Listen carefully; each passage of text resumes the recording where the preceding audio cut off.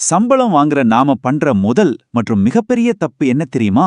நம்மளும் அந்த பிசினஸ்மேன் மாதிரியே நிலம், வீடு ரெண்டையும் ஒரே நேரத்துல கட்டி முடிக்கணும்னு நினைக்கிறது தான்.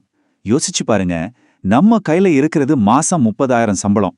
ஆனா நாம கனவு காண்றது 1 கோடி ரூபாய் ப்ராஜெக்ட பத்தி. இப்படி ஆரம்பிச்சா என்ன ஆகும்? அது பெரிய பாரமா நம்மள அழுத்தும்.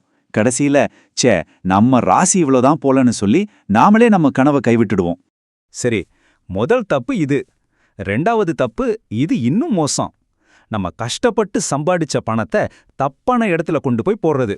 அதாவது நாளாக நாளாக மதிப்பு குறைஞ்சு போற சொத்துக்கள்ல நம்ம சேமிப்பை எல்லாம் முடக்கிடுறது. இங்க பாருங்க, ஒரு சிம்பிள் உதாரணம் சொல்றேன். நம்மள நிறைய பேரு சம்பளம் வர ஆரம்பிச்சதும் என்ன பண்றோம்? ஒரு 15 லட்சம் ரூபாய்க்கு இஎம்ஐ போட்டு ஒரு புது கார் வாங்குறோம். 5 வருஷம் கழிச்சு அதோட மதிப்பு என்னவா இருக்கும்? வெறும் 5 லட்சம். ஆனா அதே 15 லட்சத்தை ஒரு நல்ல இடத்துல, ஒரு நிலத்துல போட்டிருந்தீங்கன்னா அதோட மதிப்பு 30 லட்சமா ஏறி இருக்கும். இப்ப சொல்லுங்க, மதிப்பு குறையிற ஒரு சொத்துல முதலீடு பண்ணிட்டு அப்புறமா வீடு கட்ட பணம் இல்லைன்னு வருத்தப்படுறதுல என்ன நியாயம் இருக்கு? சரி, இப்ப பிரச்சனை என்னன்னு நமக்கு நல்லாவே புரிஞ்சிடுச்சு. இதுக்கு தீர்வு என்ன? இங்க தான் சிவில் இன்ஜினியரிங் நமக்கு கை கொடுக்க போகுது. பெரிய பெரிய ப்ராஜெக்ட்ஸ் எல்லாம் நாங்க ஃபேஸ்ட் எக்ஸிகியூஷன் அப்படின்னு சொல்லுவோம். அதாவது மொத்த வேலையையும் சின்ன சின்னதா பிரிச்சு செய்வோம். அதே டெக்னிக்கை தான் நம்ம சொந்த வீட்டு கனவுக்கும் நாம இப்ப பயன்படுத்த போறோம்.